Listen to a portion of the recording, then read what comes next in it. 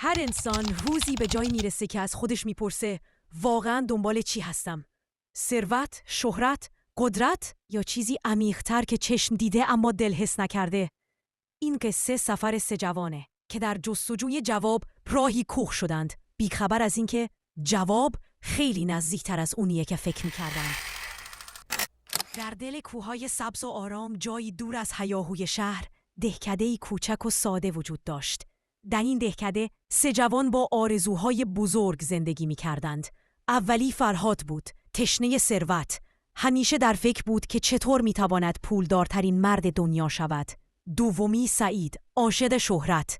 شب و روز در رویاهایش غرق بود که روزی نامش بر زبانها بیفتد.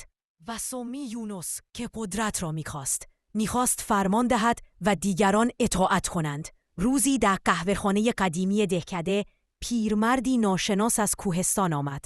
او گفت در دل بلندترین کوه آن سوی جنگل مردی هست که پاسخ همه سؤالهای زندگی را می‌داند.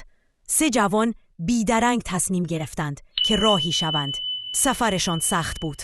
راه باریک، باران بی‌امان و سنگ‌های لغزنده نفسشان را گرفت. گاهی در سکوت قدم می‌زدند، گاهی از خستگی روی سنگی می‌نشستند.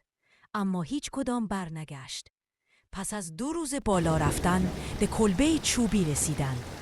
وسط درختان خیس آن کلبه مثل نقطه‌ای از امید می‌درخشید. در آستانه در پیرمردی نشسته بود. ریشی سفید، چشمانی آرام و دستی بر عصا. بدون آنکه کلامی بگوید با نگاهی گرم دعوتشان کرد داخل شوند. فرهاد جلو رفت. ای پیر دانا، من میخواهم ثروتمند شوم مثل شاهان. چطور به این آرزو برسم؟ پیرمرد گفت ثروت واقعی در دل مردم است. هرچه بیشتر ببخشی بیشتر میگیری. اگر بخواهی تنها برای خودت جمع کنی روزی تنها خواهی ماند. اما اگر دل دیگران را آباد کنی دنیا برایت خواهد شد. سعید گفت من میخواهم مشهور شوم. همه مرا بشناسند. نامم جاودانه بماند. پیرمرد لبخند زد. شهرتی که بر پایه خودخواهی باشد مثل سایه در شب محو می شود. اما اگر با صداقت زندگی کنی اثر حرفها و رفتارهایت تا سالها بر دل مردم خواهد ماند. یونس جلو آمد. من قدرت میخواهم فرمان دهم و دیگران گوش دهند. پیرمرد نگاهی عمیق به چشمان او انداخت و گفت قدرت حقیقی در مهار نفس است. کسی که بر خشم و حرص خود پیروز شود فرمانروای واقعی است. پادشاهی کن بر خودت تا جهان از تو پیروی کند. انتظار داشتند رمز و رازهای عجیبی بشنوند، اما حالا چیزی عمیق‌تر از جادو فهمیده بودند. پیرمرد در آخر گفت دانایی نه در پیچیدگی است، در نیت پاک و در خدمتی که از دل برآید. چند سال بعد فرهاد دکتری شد که در مناطق محروم بدون مزد طبابت می‌کرد.